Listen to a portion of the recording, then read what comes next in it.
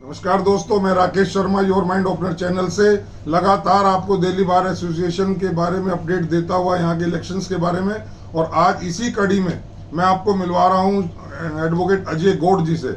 अजय गौड़ जी president के लिए contest कर रहे हैं, प्रेसिडेंट की पोस्ट के लिए। ये पहले भी सीनियर वाइस प्रेसिडेंट रह चुके हैं 2017 से 2019 तक, 14 से 17 2014 से 2017 तक रह चुके हैं। आज ये हमारे साथ हैं। आपका स्वागत है गौड़ साहब हमारे चैनल में बहुत बहुत। और मैं सीधी बात ये कर रहा हूँ, आप पिछली बार भी इलेक्शन आपने फाइट किया था और इस बार फिर हैं। लोग जानना ही चाहते हैं कि आप किस विजन के साथ और किस मकसद के लिए इलेक्शन प्रोटेस्ट कर रहे हैं। राकेश जी, बहुत बहुत धन्यवाद कि आपने मुझे एक बहुत अच्छी अपॉर्चुनिटी दी कि मैं अपनी बात जनसाधारण और जो हमारे एडवोकेट्स हैं उन तक पहुंचा सकूं। राकेश जी, हर चुनाव में मेरा मानना है कि हर कैंडिडेट का कोई विज़न होना चाहिए। अगर विज़न नहीं है तो उसको एज ए कैंडिडेट भी आना नहीं चाहिए। बार मैं 1988 से इस बार से को बड़े प्यार से और बड़े नज़दीक से देख रहा हूँ। धीरे धीरे बार की ओहदेदारियों में जो परिवर्तन आया, उनके सेल्फिश इंटरेस्ट में जो अंतर आया, उससे बार एक धरातल पे आ चुकी है। राकेश जी, आज बार में छोटी छोटी समस्याएं इतनी हो गई कि वो एक विकराल रूप ले चुकी है। मेरा मानना है कि अगर आप और ये मेरे वकील भाई, वकील समूह मुझे अगर चुनकर लाते हैं तो मैं सबसे पहले जो मैं बार बार अपने कहीं इंटरव्यूज़ में और इधर उधर दोहराता रहा हूँ कि मूल समस्या है कि बार के पास अपना कोई रजिस्ट्रेशन नहीं है। मैंने आपसे एक बार पहले भी कहा था, वेरी सरप्राइजिंग है कि हमारी बार जो 1888 से है, और पहले एक दिल्ली बार लाइब्रेरी के नाम से थी। और उस समय ये बार जो होती थी, ये जो कोर्ट होती थी, ये जो आज सब रजिस्ट्रार कोर्ट है, कश्मीरी गेट वहाँ होती थी। और उसके बाद ये यहाँ पर शिफ्ट हुई जब ये न्यू बिल्डिंग बनी, जिसको आज हम तीसजारी कोर्ट कहते हैं।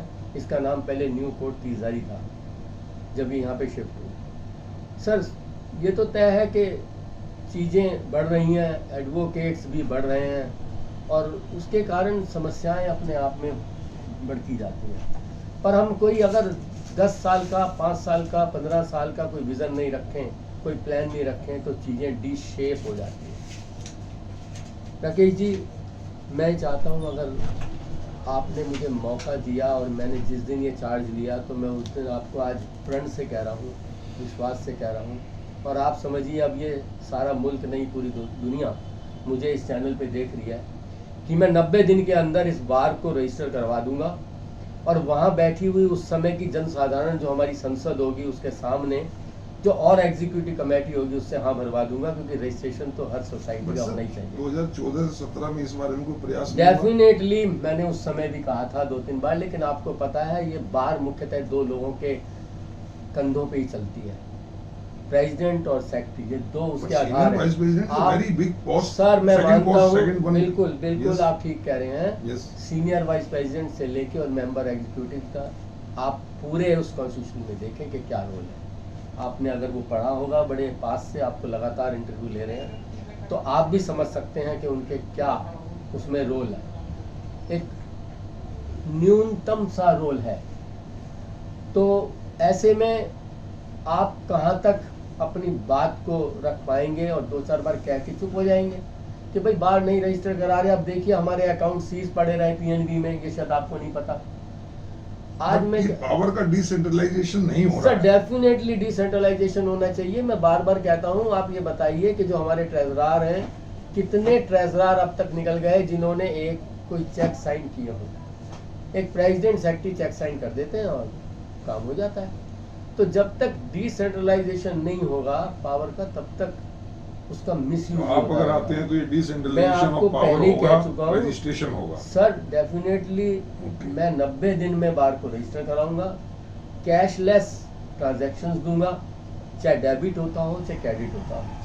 हाँ, मुख्यतः ये है कि पैटी एक्सपेंसेस कोई 100, 150, 200 रुपये का हो रहा हो तो चलो कैश में हो जाता होगा, लेकिन कोई एक बड़ा अमाउंट 5000 का भी हो तो वो अमाउंट बिल्कुल भी जो कैश पर नहीं होगा। Being a very senior member of this bar, which type of problems you are facing or you are observing in this association or in this court complex or among the members of DB? Sir, मेरे ख्याल जो problem मैं face कर रहा हूँ वो आप भी फेस कर रहे हैं और वो पूरी बार फेस करती है। ठीक है, मैं बार में अहदेदार रहा, आज बार में फिर अपनी अहदेदारी क्लेम कर रहा हूँ, तो ऐसा नहीं है कि किसी जन साधारण को नहीं पता कि क्या प्रॉब्लम है। मैं आपको बताता हूँ, नहीं मैं वही बताता हूँ। आप कोर्ट में एंट्री लेते हैं, पहली प्रॉब्लम कि पार्किंग अपने आप में एक समस्या है और जिस तरीके से लोग आमने सामने खड़े हो जाते हैं पार्किंग के अंदर जाने के लिए या गेट की एंट्री लेते ही, वो एक बहुत बड़ी समस्या है। हम सब एडवोकेट्स हैं, एक दूसरे को कुछ नहीं कहते, हल्की सी स्माइल करते हैं और इधर उधर अपनी परेशानी को करके निकालने की कोशिश करते हैं। हमें उसके लिए एक स्मूथ ट्रैफिक व्यवस्था करनी चाहिए कि एक एंट्री हो और एक एग्जिट हो। आप देखिए सभी जगह जहाँ ज़्यादा लोग आते हैं वहाँ ऐसा ही होता है। और दूसरा, स्टिकर्स का मिसयूज़ होता है। मैं मतलब इसको कहते हुए अब क्योंकि ये चैनल है और दुनिया देख रही है, क्योंकि मेरी बार मेरी माँ की तरह है, मैं बहुत ज़्यादा इसकी अगर इसके बारे में कोई क्रिटिसाइज करूं तो मुझे दुख भी होता है, क्योंकि हम कुछ चीज़ें जानते हुए भी अपने अंदर problem is there, definitely problem is there. इसीलिए आप देखिए बाहर की गाड़ियां लगती हैं और वो किस तरीके से स्टिकर चले जाते हैं। तो ऐसा कोई ब्लूप्रिंट आप डेफिनेटली उसके लिए ऐसा में जो आप मतलब अगर आ गए ऐसा तो उसको इम्प्लीमेंट करेंगे। सर, हर स्टिकर पे एक होलोग्राम होना चाहिए या एक बार कोड होना चाहिए जिससे वो गाड़ी एंट्री करे। और जैसे आप देखिए, आप टोल फ्री या टोल उस पर जाते हैं, जैसे ही आपका स्टिकर आगे आता है तो वो इमीडिएटली फास्टैग की तरह खुल जाता है बैरियर। ऐसा सिस्टम हो जाए तो बड़े आराम से प्रॉब्लम ही ख़त्म हो जाएगी। उसके अंदर कंप्लीट उसका डाटा आ जाएगा कि ये एडवोकेट है, ये नाम है, ये उसके पर्टिकुलर है, तो हमें कोई प्रॉब्लम ही नहीं रहेगी। और इतनी अच्छी व्यवस्था होने के बाद आप देखना कि जब सिर्फ एडवोकेट्स की गाड़ियां अंदर आएंगी तो कितने स्मूथ यहाँ पे ट्रैफिक हो। एक प्रॉब्लम पार्किंग की आपके ध्यान में है, दूसरी प्रॉब्लम है इंटरेक्शन नहीं है between among the lawyers. Okay, वो इंटरेक्शन भी बहुत ज़रूरी है। हमारी बार में एक नया बच्चा आता है, बिल्कुल यंग होता है, उसको क्या पता, और कुछ तो फर्स्ट जनरेशन लॉयर आते हैं, उनसे पूछिए वो दर दर ये घूमते हैं, भाई कोई अच्छा लॉयर मिल जाए, अच्छा लॉयर मिल जाए, कोई लॉयर मिल जाए। अब जो भी उनको मिलता है सहारा, वो उसी पे आश्रित हो जाते हैं। तो उसके लिए एक ऐसी व्यवस्था हो कि मैं समझता हूँ कि बार में एक लिस्ट होनी चाहिए और सीनियर मेंबर जो अपने को समझते हैं कि 10 से 15 साल के प्रैक्टिस में आ चुके, वो इस लायक हो जाते हैं कि वो दूसरों के लिए भी सहारा बन सकें। वो अपने यहाँ लोगों को रखें, अपना भी एक फीस स्ट्रक्चर सा वो बार में दे दें कि भाई हम तो इतना पे कर सकते हैं, जिससे कोई बड़ी बारगेनिंग यहाँ पे ना हो। और हर आदमी, मैं आपको बताता हूँ राकेश जी, हर आदमी पैदाइश वकील नहीं होता। कुछ जन्म से वकील होते हैं, बॉर्न एडवोकेट होते हैं, जिनके माँ बाप एडवोकेट होते हैं। कुछ ऐसे होते हैं जो हालात से बनते हैं। तो हर एक जैसे हम बने, डेफिनेटली मैं फर्स्ट जनरेशन लॉयर हूँ, लेकिन मैं हालात से नहीं बना। मैं शायद 4th या 5वीं कक्षा में था, तब से कहता था मैं वकील बनूंगा। शायद मुझे पता नहीं था कि क्या होता है। एक्सीडेंटल भी बनते हैं, जैसे मैं बना, लेकिन मैंने बताया कि हालात से भी बनते हैं जी। तो सबके लिए इंतजाम होना चाहिए। आज वो हमारी कम्युनिटी का मेंबर है, हमारी एक जात है कालाकोट, हमें उसकी रेस्पेक्ट करनी चाहिए। इसी तरह एक और समस्या है, हम जब कोर्ट्स में जाते हैं तो धीरे धीरे मैं देख रहा हूँ कि जो रेस्पेक्ट पहले मिलती थी वो कोर्ट्स आज हमें उतनी अदा नहीं कर रही। हम ऑफिस ऑफ द कोर्ट कह के भी हम अपने को खुश करते हैं, लेकिन आप रीजन बिहाइंड इट एक वीक हमारी नेतृत्व है, वीक नेतृत्व है लीडरशिप का, वो भी अपने आप में है। देखिए राकेश जी, जब मैं अपने फायदे के लिए, तो मेंबर्स भी जिम्मेदार है। सर मैं बताता हूँ, जब हम अपने फायदे के लिए जाते हैं तो हम दूसरे का फायदा नहीं करा सकते। हम बड़े बोल्डली कह सकते हैं जी देखो मैं कभी ने फायदे के लिए नहीं आया, ये मेरा मेंबर है, इसका काम करो। और हम क्यों नहीं करें? हम हॉस्पिटल में जाते हैं, डॉक्टर की सिफारिश करता है, तो वकील की सिफारिश क्यों नहीं करें? और जजों जितने भी हमारे जुडिशियल ऑफिसर हैं उन्हें इस बात को समझना चाहिए कि वो पहले एडवोकेट है, और उनकी ट्रेनिंग मैं समझता हूँ एक ट्रेनिंग का पार्ट होना चाहिए जिनमें वो ये बताएं, उनके जहाँ पे ट्रेनिंग होती है इंस्टीट्यूट है, वो ये बताएं कि एडवोकेट्स की आप किस तरह रेस्पेक्ट करें। केसेस का निपटारा जो भी होता है वो अपने विवेक से कर सकते हैं, जिसके पास जितना विवेक, हम उस पर तो एलिगेशन नहीं लगा सकते, कम से कम व्यवहार पे तो एलिगेशन लगा सकते हैं, और हमारे साथ गलत व्यवहार करते हैं। तो मेरा मानना है कि उसके लिए हमें कॉर्डियल वहाँ भी रिलेशन होने चाहिए, और उस कॉर्डियल रिलेशन का मतलब ये नहीं है कि हम उनकी चमचागिरी शुरू कर दें। दिक्कत वही है गौर साहब, दिक्कत वही है कि बिल्कुल हम कहते हैं हम रेस्पेक्ट कर रहे हैं, लेकिन इनडायरेक्ट वे में हम चमचागिरी शुरू कर बिल्कुल नहीं सर, वो उन्हें समझा देना चाहिए कि ये सर ये हम आपकी रेस्पेक्ट कर रहे हैं, नहीं, आप जिस समझाना तो सीट पता पे लग बैठे हैं, जाएगा। हम चमचागिरी नहीं कर सर, आपके व्यवहार से पता लग जाता है कि आप चमचागिरी कर रहे हैं, रेस्पेक्ट कर रहे यही हैं। मैं कह रहा हूँ कि कहना नहीं पड़ेगा। बिल्कुल मैं नहीं आपके पास किसी काम के लिए आया या किसी समस्या को लेके आया किसी अपने कुलीग की, you are the competent to resolve that problem, और मैं उसको रिजोल्यूशन की बजाय आपसे रेस्पेक्ट करता हूँ, सर आप बहुत बड़े हैं, सर आप बहुत अच्छे हैं, ये है वो है, और सर जरा सा ये काम भी था थोड़ा सा, उसे तो मैं देख लूंगा मेंबर को, आप जरा ये कर लीजिए, तो that is called buttering, yes, that is not इसलिए रेस्पेक्ट। मैं कह रहा हूँ Yes. अपने काम के लिए नहीं जाना चाहिए, अपने जो भाई हैं, अपने दोस्त हैं, अपने वकील भाई हैं, उनके काम के लिए जाना चाहिए, जिससे कभी भी उंगली ये ना उठे कि भाई आपने अपना काम तो करवा ही लिया। और अगर आप आते हैं और आपके दिमाग में क्या है जो अभी दूसरा। तक नहीं कर पाए लोग, दूसरा सर, या एसोसिएशंस नहीं कर दूसरा। पाई, मैं एक काम मेरे दिमाग में है, जी। जो हमारे यहाँ मेरी बहनें आती हैं, और अब तो शायद जो एडवोकेट बहनें हैं जो आती हैं वो मेरे बच्चों के भी समान है, जो अभी न्यू कमर आती हैं। सर देखिए प्रॉब्लम है कि वो प्रोफेशन में आती हैं और आप देखिए फिर अपनी मैरिज लाइफ में होती हैं, और कुछ समय बाद वो डिसकंटिन्यू भी हो जाती हैं।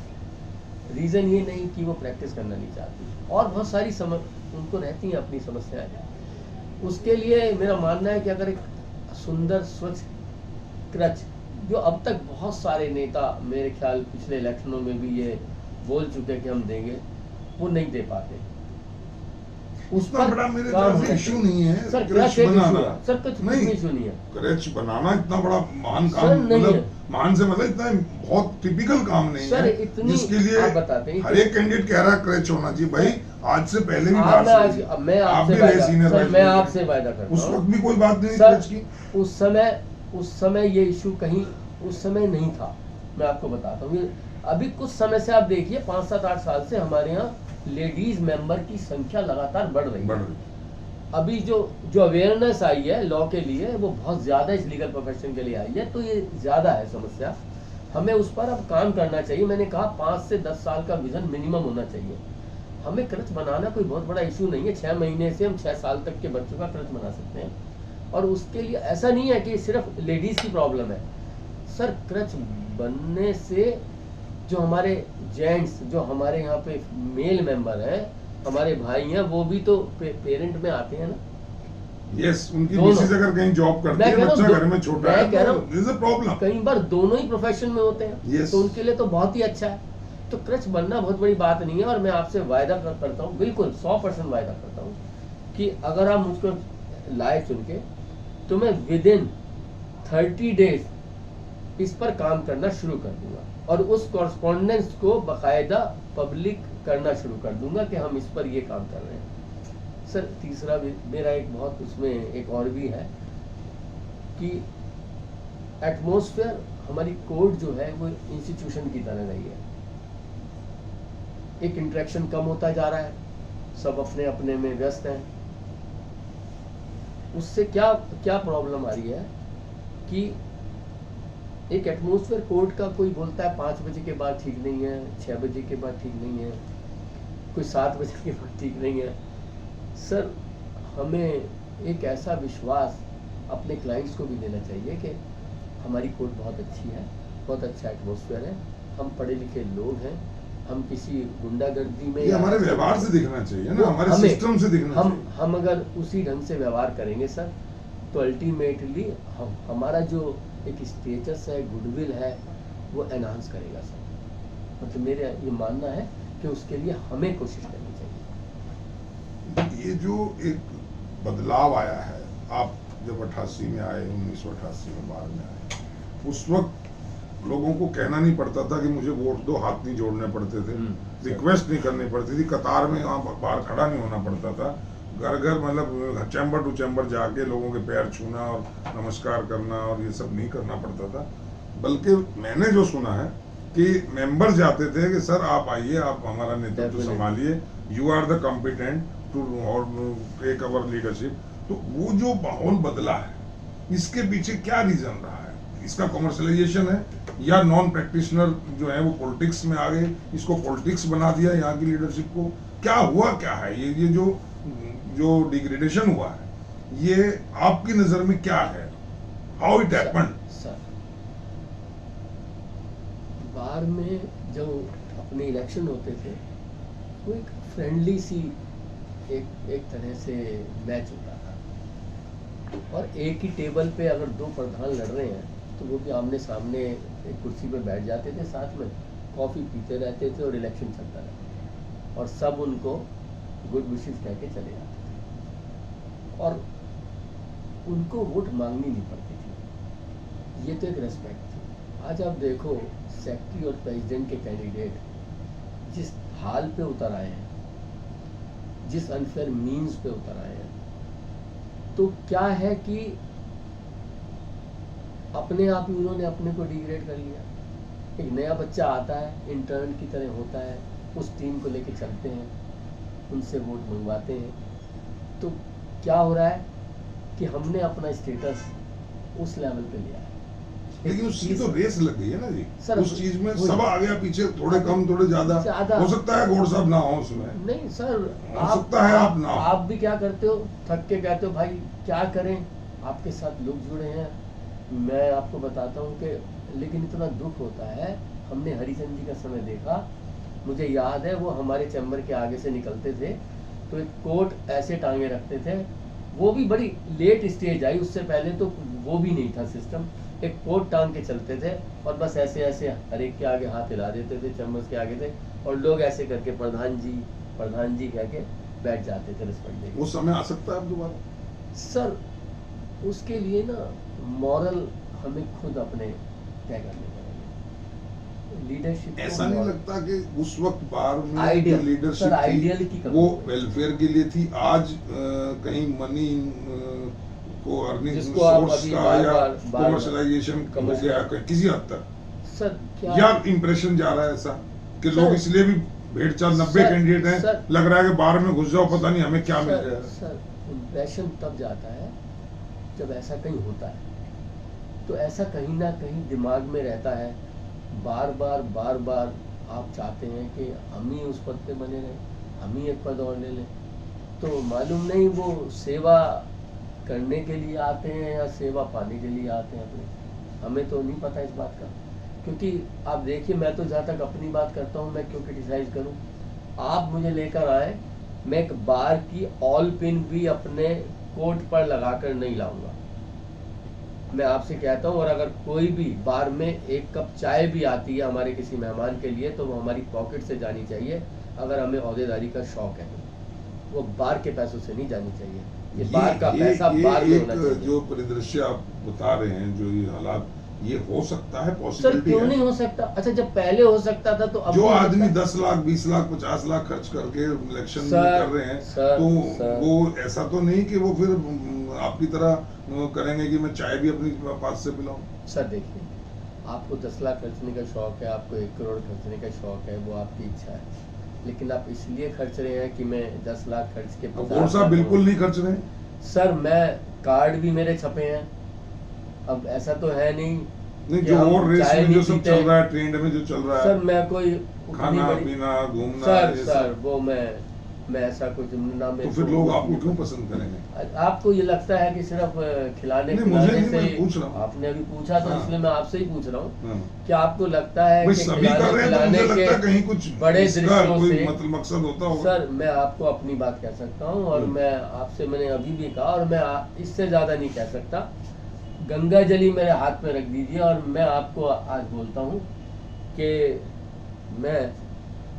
मैं वो खून हूँ, उस माँ बाप का खून लेकिन हूँ सर बात ठीक जो है। 1 रुपए की हेरा फेरी सर मैं खुद नहीं करूंगा, इससे ज्यादा कह नहीं सकता। लेकिन ना लोग मेरे नकार पास देते हैं। वत्साप भी थे, आर्यवत्स थे, उनके वत्साप बारे में थे। माना जाता है कि बड़े ऑनेस्ट अपने उस पर रहे, माना जाता और एक पब्लिक में इंप्रेशन है।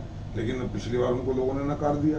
सर, तो क्या ऑनेस्टी को मतलब लोग वैल्यू नहीं दे रहे? सर देखिए, किसी को नकार दिया ये हम नहीं कह सकते। लोगों ने वोट दी, नहीं, लोगों ने वोट दी, उसको वोट करा। बट इस कंपटीशन में वो नहीं आ सर इस पाए। कंपटीशन में एक कारण नहीं होता, आपको भी पता है कि कारण बहुत सारे होते हैं, बहुत सारे कारण है। कास्ट यहाँ पे एक बहुत बड़ा फैक्टर अदा करने लग गया और बड़ा दुख है। पहले कुछ ऐसा होता ही नहीं था नहीं, कि तो कास्ट कहाँ कर रहा है? कि हरिचंद जी कौन है, ऐसा कोई सोचता था कि वो कौन है प्रधान? कोशिश कर रहे हैं। ऑनरेरी सेक्रेटरी है तो लेकिन बिल्कुल सर जी। कास्ट की आपने बात की, सर मैं बिल्कुल कास्ट कर रहा वाइज हूं। तो आप जिस कास्ट से और मैं बिलोंग करते हैं वो सबसे ज्यादा वोटर उसके हैं। सर, बेशक लेकिन हो। नहीं आते, सर बेशक हो। और जो सबसे कम वाले हैं वो सर ओहदे पे आए हैं। देखिए, आप उस अगर पे- कास्ट पे वोट आप पलटती है। अगर आप उस जी। पे मुझसे खुल के बात करना चाहते हैं, खुल मैं उस के। पे भी कर सकता हूँ। जी, क्या होता है अगर कास्ट वोटर इतने हैं और आप उसी कास्ट के 5 लोग, 6 लोग, 4 लोग, 3 लोग खड़े हो जाएंगे तो डेफिनेटली अगर आप कास्ट की बात करते हैं तो वो डिवाइड हो जाते हैं और उस कारण से भी आपको पराजय झेलनी पड़ती है।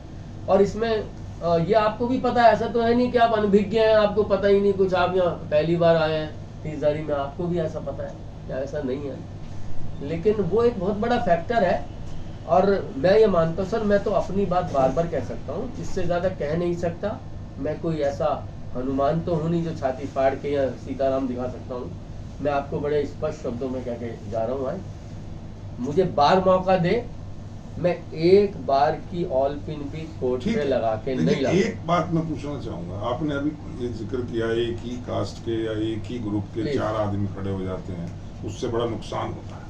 और नुकसान नहीं होता सर, नुकसान मींस नुकसान डिवाइडेशन तो होता है वो वोट्स का। ठीक है सर, वो तो अगर कोई तो- 8 लोग खड़े हो जाएंगे उनमें डिवाइड हो गए लोग। तो ये और इस ऐसा बार भी नहीं है हुआ, कोई आपकी एक- पोस्ट में भी सर- कई सर लोग एक और खड़े बात है, सर एक और बात है, ऐसा नहीं है कि एक कास्ट के लोग एक ही कास्ट को देते हैं, ऐसा भी नहीं, ऐसा तो नहीं सर, है, ऐसा बट नहीं। एक ग्रुपिज्म तो रहता ही है, सर, जो आपने कहा। नहीं, वो भी एक और फैक्टर है। उसमें हमें पता लगा था कि कुछ लोगों ने कहा जी इसमें आप इस बार रहने दो, पिछली बार मेरे से आपने आज कहा। तक ना तो किसी ने कहा, तो- बल्कि मेरे साथियों ने, मेरे सहयोगियों ने मुझे कहा कि भाई नहीं गौर साहब आपको आना ही चाहिए। बार का बहुत बुरा हाल हो चुका है, बार के आप देख रहे हो किस तरीके से आज बार में लोग परेशान हैं, कोई सहूलियत नहीं मिली पूरे कोरोना काल में। आप देखिए, आप खुद सोचिए, आप यहीं रहे, आपके सामने ही बार का ऑफिस है, आपके सामने ही लंबी कतारें उन एडवोकेट्स की लग गई जो एग्रीव थे, और बार ने क्या हाल करा कि लाइनें लगा के और उसमें अप्रोच लगाई जा रही है कि जी मैं पहले मुझे दे दो। बड़ी दर्दनाक स्थिति थी। बार ने 1 रुपया नहीं दिया। छोटी छोटी जो बार है दिल्ली की, उन्होंने भी कुछ ना कुछ सहायता करी जो उनसे बन पड़ा, लेकिन हमारी बार ने नहीं करी। ठीक है, उनके अपने हालात रहे होंगे, मैं नहीं मानता, हम सोचते भी हैं कई बार के बार में बहुत पैसा है, नहीं रहा होगा, पर मेरा मानना है कि बार में एक एक रुपया बार का अगर बार के लिए काम आए, और अगर 1 नंबर में सारा पैसा बार में आता है और बार रजिस्टर्ड होती है तो इस काफी समस्याएं खत्म हो जाएंगी। आपने अभी कोरोना काल का जिक्र किया और बहुत सारी बातें करी। आपको लगभग 42 साल, 44 साल, 34 साल हो गए लगभग।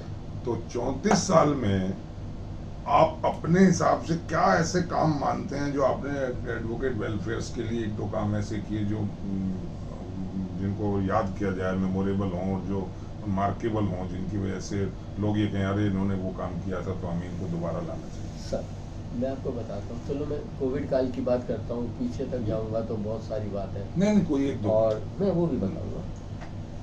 मैं कई संस्थाओं से जुड़ा हुआ, कई ट्रस्ट हैं जिनसे जुड़ा हुआ हूँ, और आई ऑपरेशन कैंप, इवन यहाँ 30 हजारी में भी शायद एक हमारी छोटी सी संस्था रही है, LPO है, उसके नेतृत्व में भी जितने कैंप लगे थे मेडिकल, वो मैंने ही उनको ऑर्गेनाइज कराया और उसमें बहुत सारे टेस्ट और ये सब होते रहे। और वो तो मेरे को कहने की ज़रूरत नहीं, आपको भी पता होगा। दूसरा, कोविड काल में हमारी एक संस्था है जो लोनी के पास है, वहाँ पे हमने खुद जाके सेवा कार्य किया। नहीं, एडवोकेट्स के लिए सर मैं वही बता रहा हूँ। नहीं, एडवोकेट्स के लिए तो यहाँ पे कैंप लगवाए 30,000 में। आई कैंप कोरोना में नहीं लगे, लेकिन कोविड से पहले नहीं सर, नहीं कोविड में आई कैंप तो नहीं लगेंगे ना, उस समय तो 2019 से लगता है 20 उस समय प्रोटोकॉल था, तो आप इकट्ठे ही नहीं हो सकते, तो कैंप कैसे लगेंगे। दूसरा ये कि यहाँ पर भी अभी भी वो हमारी संस्था रही, उसके अंदर हमने ये भी जिक्र नहीं करा, फख्र तो महसूस करा कि जो पैसे आए वो हमने लोगों को दिए, और हमने एक का भी नाम डिस्क्लोज नहीं करा कि हमने किस किस को दिए, क्योंकि वो बड़ी शर्मिंदगी का विषय है अगर हम उसको संस्था की तरफ से दिए गए। बिल्कुल संस्था की ओर से दिए गए, और बहुत लोगों को वो पैसा हमने भेजा। लेकिन हर चीज़ की लिमिट है, क्योंकि ये संस्था तो बहुत छोटी सी रही है, लेकिन अगर बार के नेतृत्व में बार डिमांड कर सकती थी कि भाई जिन लोग थोड़ा दे सकते हो तो एक जगह धनराशि दे दो, अपना अंशदान दे दो, हम उसको डिस्ट्रीब्यूट कर देंगे। हम ये भी नहीं चाहते थे कि ये बताओ कहाँ दे रहे हो, लेकिन दो तो सही, एक कमेटी बनाते हैं 11 लोगों की। Being a member of this bar, Ajay Gaur ji को लगता है कि there is a corruption going on in the bar? Sir Ajay Gaur ji को क्यों लगता है? मैं आपसे पूछ, हर बार के हमारी बार के हर मेंबर को लगता है, तो मैं कोई उससे अलग थोड़ी हूँ। इसलिए आपको जब लगता है? बाहर का आदमी कहता है ये बात, तो हमें कहीं सर हमें दुख होता है। दुख होगा ना। इससे ज्यादा दुख क्या होता है, कई बार करप्शन जो हुई वो बोली भी नहीं जाती, कि दूर दूर तक चली जाती है बात। गुडविल तो हमारी बार की खराब होती है ना सर, आप ऐसे देखें राकेश जी, दुख होता है।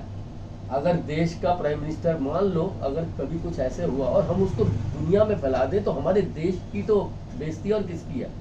इसी तरह हमारी बार की बेइज्जती है अगर हम उसको ज्यादा गाएं।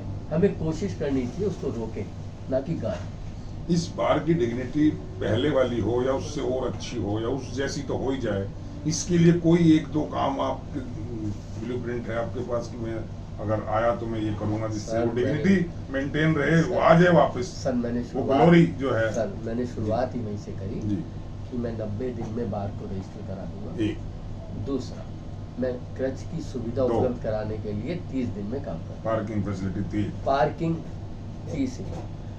चौथी है कि जो एक और बहुत बड़ा काम है कि एक ऐसा एक इंस्टीट्यूट, जब छोटे छोटे इंस्टीट्यूट आप देखिए चारों तरफ खुल रहे हैं मुखर्जी नगर में दाएं बाएं, तो हम क्यों नहीं ऐसा कर सकते जो अपने एडवोकेट्स की नॉलेज को एनहांस करने के लिए समय समय पे कैंप लगाएं, या एक परमानेंट एक हॉल हमारे पास लालचंद वत्स हॉल है और छोटी लेक्चर हॉल टाइप उसमें जो है उसमें बना दें, उसमें सेकंड सैटरडे कर दें, ऑफ रहता है, कोई दिक्कत नहीं है, और वहाँ पर एक लेक्चर हो, उसमें एडवोकेट, सीनियर एडवोकेट्स की भी टीम हो और जजेस की भी टीम हो, जो वहाँ पे ट्रेनिंग देते हैं वो हमें भी ट्रेनिंग दें, और हमारे सीनियर एडवोकेट भी उस ट्रेनिंग का पार्ट शेयर करें। तो वो एक बहुत बड़ी चीज़ है, उससे एक इंटरेक्शन भी बढ़ती है। दूसरा, एडवोकेट्स को सीट्स और चैम्बर्स की प्रॉब्लम है।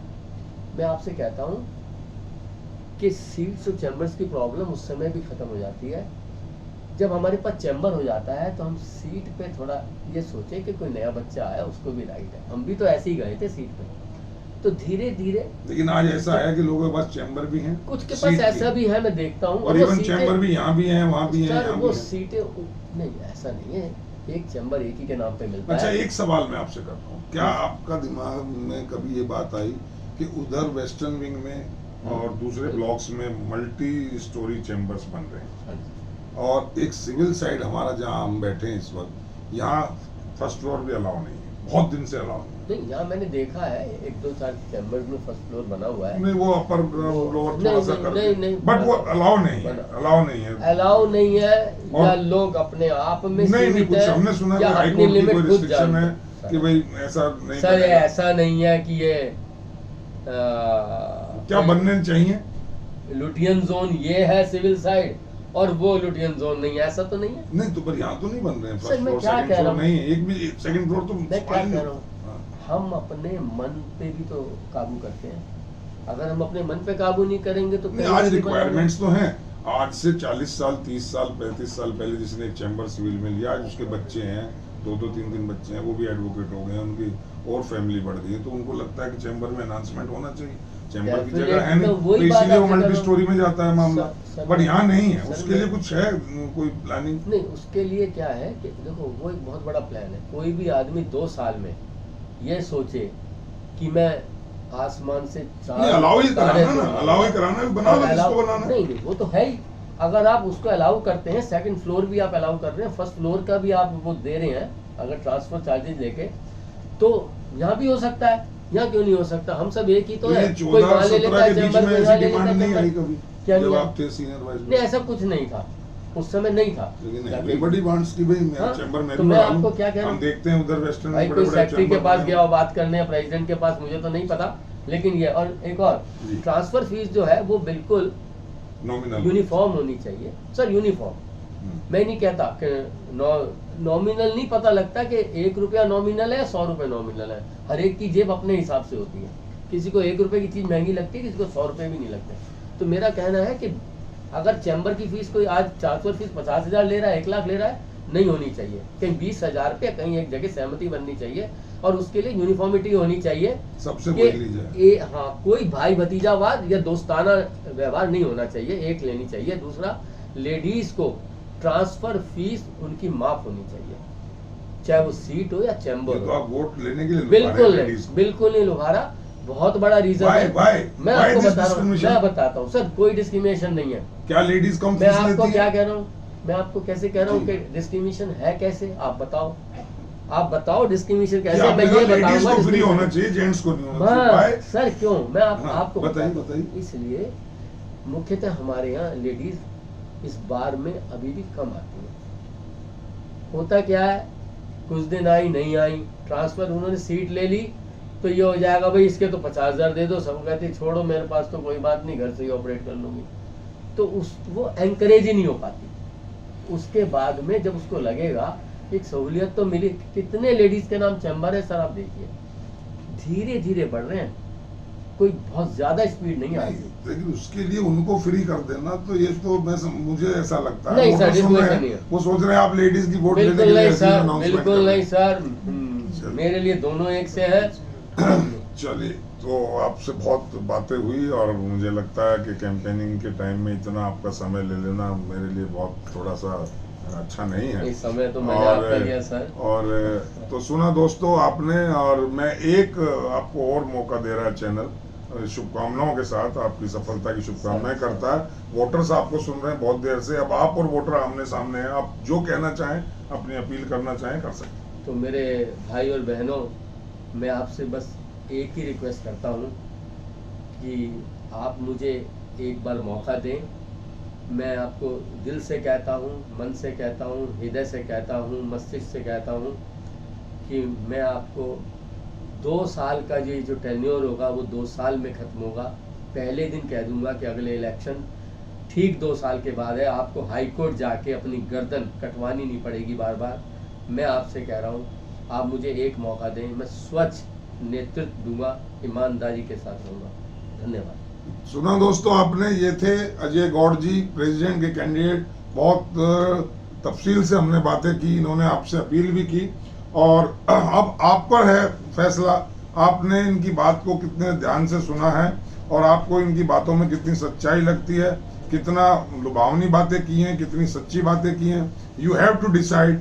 बट चैनल आपसे अपील करता है, आपने सबको सुन रहे हैं, आप डेली सुन रहे हैं, इसी पोस्ट पर, प्रेसिडेंट पोस्ट पर आपने कल भी कुछ लोगों को सुना, परसों भी सुना, तो आप डिसाइड कर लीजिए।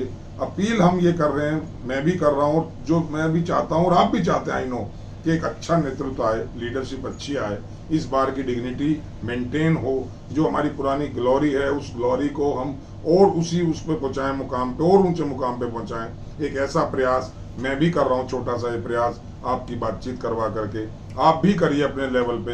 अपने वोट की कीमत समझिए दोस्तों, इस वोट को किसी भी पक्षपातपूर्ण तरीके से वेस्ट मत कर दीजिएगा, वरना आपको बहुत बाद में दुख होगा और कम्युनिटी को नुकसान होगा, हमारी लीगल फेटर्निटी को नुकसान होगा, एसोसिएशन को नुकसान होगा और अल्टीमेटली ये जो मदर बार है इसकी डिग्निटी पे आंच आएगी। ये आपको मैं बार बार आगाह करा रहा हूँ। इसी अपील के साथ आज इस एपिसोड में इतना ही। फिर मिलूंगा किसी और नए सेलिब्रिटी और कैंडिडेट के साथ, आपकी बातचीत कराऊंगा। तब तक के लिए जय हिंद, जय भारत।